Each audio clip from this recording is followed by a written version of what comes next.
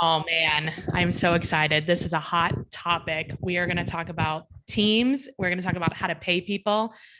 Aaron, TJ, isn't this like the number one question you get asked? Yeah, totally. It's the number one question I want to know about when I always want to know, how are you paying your people? What Right. are you doing over there? How's that Yeah. going? Right. And money is such a taboo in our culture, uh, salary and like that is just we don't talk about that. So yeah, Yeah. it's a big deal. Well, Aaron, since give a little brief introduction of yourself. Where are you from? Who are you with? Your length of time in as a real estate agent. Great. Let's see. I live on a small island off the coast of Seattle. If They call I that get, Alaska, or is that the no, oh, that's a little further north. If I get fancy, I tell people I live on an oh, island in the Hawaii? Pacific. I Right. don't know. Yeah. That's I exactly need to right. look at a map. Yeah. Exactly. So, yeah, I'm a managing broker of a real estate team in Seattle. We have about 8 agents and 2 admin on the team, plus a transaction coordinator. I've been doing that for about 9 years now. I'm not the owner of the team. I'm just a managing broker with EXP. And basically, I'm a managing broker because the team owner didn't want to sit through the testing. Yeah. So Plus it's terrible. it's terrible and useless, but I had no problem doing it. Now I get the title and whatever Look for at you, whatever that's worth. fancy. It's so fancy. Exactly. Like small island Pacific managing broker. Yeah. Check me out. And that's it. That's, I like really, your perspective because I'm sure, like, as the managing broker, you're also dealing with other teams and how they do things. And yep. you're a team member, not a team owner.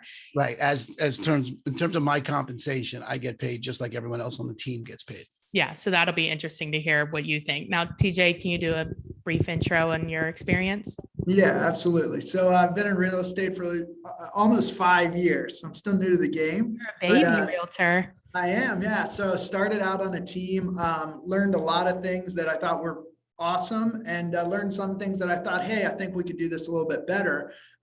So once I got to the point where I was confident I could do this on my own, did that for about a minute, and then started my own team. So carried the good, brought a little bit of change. I think we've got a pretty good system, but I'm excited to hear, especially from Aaron, with a bigger operation, because like I think you've got to leverage. Yeah, exactly. Got to leverage and got to be willing to constantly change is what I find over and over. Yeah. And I think what we're going to talk about too is because I've been in real estate for about 12 years and I've had team and I've grown it and killed it and grow it, like, whatever, 100 times and tried 1,000 different things. So it'll be what we're going to talk about today is what's working, what's not, what didn't work, what do we think might, what are we thinking could work? What is there a new way to develop teams, or is it just kind of like how we've always done it? Like all of this stuff. So TJ, why don't you kind of start off telling us, like, how do your team members work? Like, do you have showing assistants? Are they just buyer's agents? Can they do both? Like, what is your vision and your strategy for yours? Yeah. So how we do it is I am the lead listing agent, where I'm gonna list probably 90% of our listings. Now, if they do have a listing, I empower them, like, go get it. But I typically try to tie into that so that I'll kind of be at the listing appointment and just make sure that it's running the way that I like it to run. Are you co-listing that stuff then? I co-list and co-buy everything.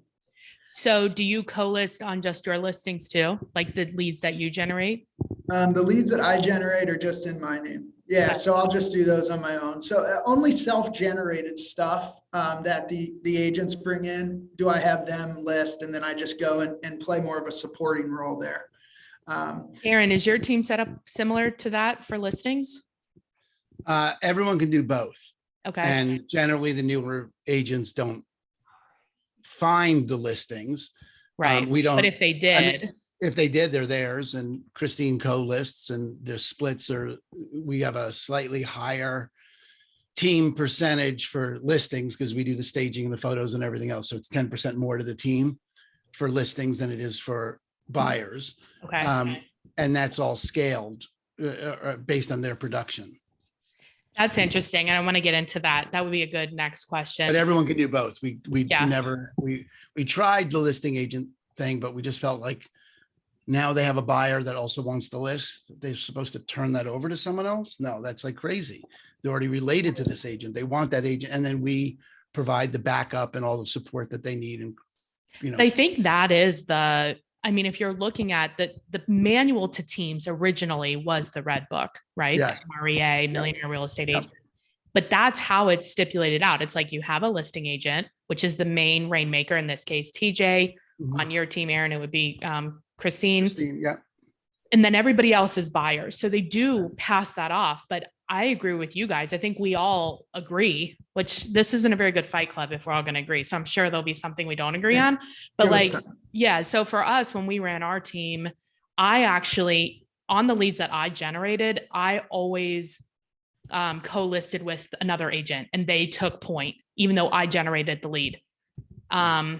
Because I want them to have the relationship and build their business, right? But inherently, there's kind of an issue with that, because if they're building their business and then they leave the team in like a traditional model, that becomes a problem, right? But let's talk about splits. So Aaron, you said that there's kind of based on, talk to us about how the splits were running. Well, we've got it worked out now that your first 7 deals with the team are 50-50. Okay. For buyers, 40-60 for Sellers. 60-40 for sellers, right? So the team gets 60 for sellers for your first 7 deals. And then 8 through 14, it goes up by 10%. So now it's. Is that renew every year, or is that just kind of like ongoing? So it goes all the way up to 80-20 after you get to 21 deals, more than 21 deals, you're getting 80% of your deals or 70% of your sellers. And then your first 7 deals of the next calendar year are 50-50, but then you go right back to the production level you were the previous year. Oh, that's a good way to do it. Okay. So everyone, so the team gets the money up front. Mm-hmm. And, since I am always over 20 deals, my first 7 are 50-50, like capping, basically like capping. And then I go right back to 80-20. Gotcha. After my eighth deal is 80-20, and on for the calendar year. Is there, it's only the split. There's never an additional override or paying for admins or anything? Yeah, there's after the first 6 months, if you're not doing 2 deals, you're paying $400 a month. If you're not doing 2 deals a month, you pay $400 a month after 6 months. I like that. What do you think, TJ? That's pretty good. Tell us, TJ, can you create context of why you guys decided to do that? Like, why would you even keep them on the team? Because that's a huge argument on the team. You want a fight club. That's what we fight about this all the time. Are we a brokerage where, hey, I say kick them off. You want to just be around, or are we a team? Right. And a team has a certain level of production, and you should just go with God. Right. And I agree. And then there are those borderline people that might pop after 6 months. Sometimes it takes people a little bit longer to pop, that you don't necessarily want to let go. Like, they're great. They're great to be with. They're fun. They provide something of value in terms of who they are and what they do and their willingness to be around. And if they want to hang out and they want to pay for their own freight, sure. I mean, that $400 a month, they're not doing any deals. At some point, they cause themselves off. Yeah. Because who's paying them? Where are they getting their money if they're not doing 4 deals? So OnlyFans. It tends to sort itself out. I see. Right, pretty quickly. But it's for that borderline agent that you don't really want to let go, because it may take them more than 6 months to figure it out. I see. But you also don't want to just keep them on forever. Yeah. What do you think, TJ? I think that's a very good plan for a bigger team. I think that, going to 80-20 works if you've got 6, 7, 8 agents. Yeah. That would be very difficult for us. What do you think is the issue? Just the cost of having But that's after they've done 21 deals. Yeah, right. But I'm thinking about the following year, I get it. I don't think for us right now, it would be great. Personally, I just think we need to make more money than that off the smaller amount of agents that we have. But it's all based on expenses and everything else, right? I mean, everything's relative. Now what we do is, I had a very confusing structure at my previous team. Like, you get this point, you get a bonus, then it changes by 5. Right. And I never knew what the hell I was doing. I was just like, I'm just going to sell a ton and hopefully I get checks. So what I did with this, it's so basic. It's so funny. Ready for this? Mhm. Their lead 50-50, my lead, or I'm sorry, their lead 60-40, them, my lead 50-50. That's it. Across the board. That's Yeah, it. we had that for a while. We definitely tried that with their leads, our leads. We didn't really like that. And then again, I think, TJ, it's a kind of growth issue. Yeah. It's Yes. going to be very difficult to keep a capping agent at 50. Yes. Gotcha. That's exactly Hard to what provide we ran so into. much value Yeah. that 50-50 works out for someone doing 20 plus deals a year. I'm with No you. reason for them to stay. So we sort of, that's how we built up to this. I'm with you. And I really, think- as someone on the team, it's funny because 2 years ago, time has no meaning anymore, but there was a time, a couple of years ago, In the beginning. in the beginning of the pandemic, I don't know. Anyway, every year I get my W-9 and I look to see, okay, what did I pay the team? My first really big year a few years back was my W-9 was for like $200,000, $250,000. And I thought, oh my God, I gave the team $200,000. What did I get? I could have made $400,000 this year. 200,000 was a good year for me at the time. And I was like, where did that money go? And maybe it's time for me to leave the team. Because I always, when I promote the team to people, I'm like, look, I don't think there's a fight about this. A new agent, it's a no brainer to be on a team. I mean, if you're not on a team as a new agent, I don't know. Yeah, but if you're building a team as a team leader with new agents, you're dumb. It's hard to do that. I hear you, Jennifer. It's Cost brutal. prohibitive to do it. Yeah, you really have to have a lot of systems in place to empower them and really enjoy empowering people. Oh God. I know. I look at you. Anyway, but I took that number, I took that $200,000 number and I broke it down into what did I get for that? How many of those were listings? Mhm. What would it cost me to list those by myself? Some of those listings, I know this is crazy, but if you can remember, and it's coming back, some of those listings didn't sell. And like all that money would have had to come out of pocket up front. Yeah. From me, all the advertising, the transaction costs, the signage, the cards, all the money I put in, I ran the numbers on that. And it was like maybe $40,000 difference between what I would have spent myself versus being on the team. And I thought, I went to my wife and I said, honey, was there any chance I would have done, these 35 deals had I not been on the team? And she laughed. She's like, no way. Because I would She cackled at you. Because I would have sat at home in my office by myself. Right.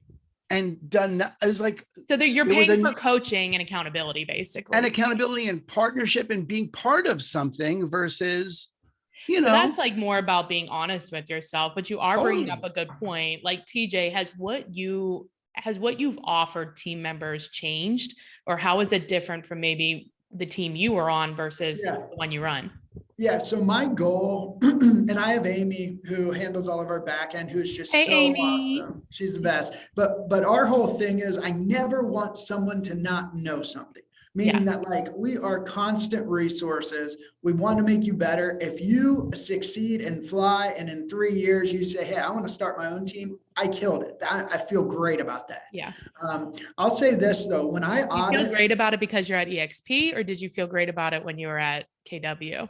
It's an internal thing. It's an internal thing. it's a mindset. Yeah, that's right. Okay. But when I audit like a year, what I look at is, did I double their deals? Meaning if they bring 15 Great. and I give them 15, What Aaron was then talking about. I can justify my split. Mhm. If they brought 25 and I bring 5, now we should probably be at an 80, 20, 75, 20. So I'm mindful of that and I'm in control of it, which is really helpful for me. But So I can- that what you're saying, when you go to scale, that's going to be an issue, right? You've got it. And that's like, but I But think go ahead. TJ, I think that's a really great entree into it. I mean, you can do it if with 3 agents or 4 agents, you can do it one by one and see how Yeah. it works. And you can have a year-end review, because as far as I know, I'm the only one on the team that does that. Is, I thought for sure I would have to leave the team. I was Yeah. like, okay, well, this is the year I tell Christine it's no longer worth my being on the team. And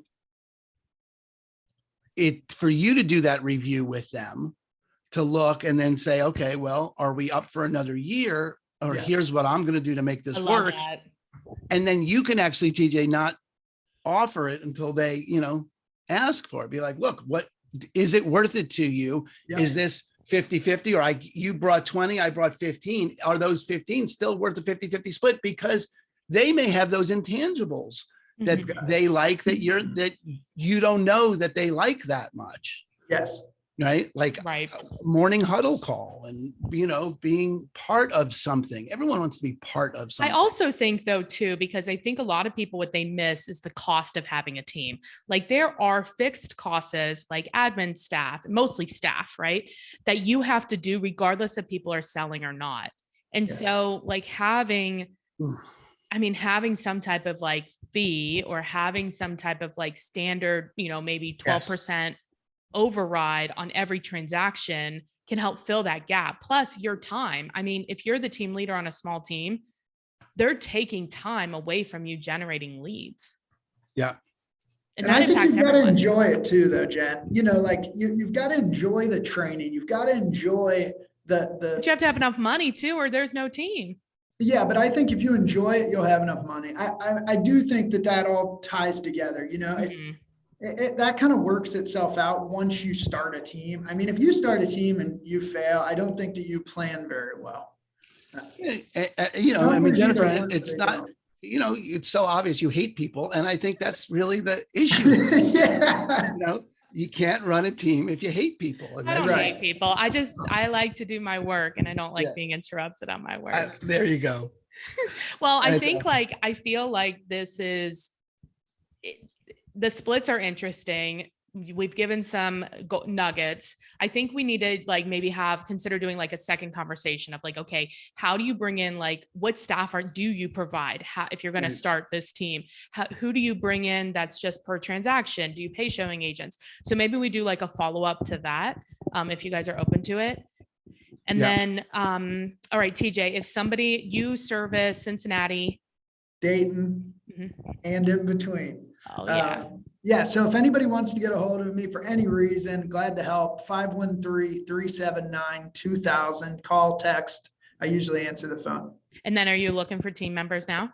Yeah, I'm interviewing. I've got an interview tomorrow. We're really looking for a great fit. So if you know someone that would be awesome and work hard and let's talk about That's it. it. Yeah. Okay. Aaron, you're in Seattle. Yeah. Seattle, the whole Puget Sound, really, from Tacoma to Marysville, the whole area, if you know the area. It sounds Seattle. lovely. It is lovely. My number is 206-280-3312. And I too pick up the phone. And happy to talk to you. And we're always looking for people that want to be on a team, including capping agents that want to jump in on an 80-20 split and get, the benefit of being on a team, want to explore, right? And anyone who, wants to talk about that, any team leaders want to talk about that, happy to. Awesome. Well, thanks for being on, guys. Really appreciate it. Thanks. I appreciate Our pleasure, it. Jennifer. Thanks, Thank you. Aaron.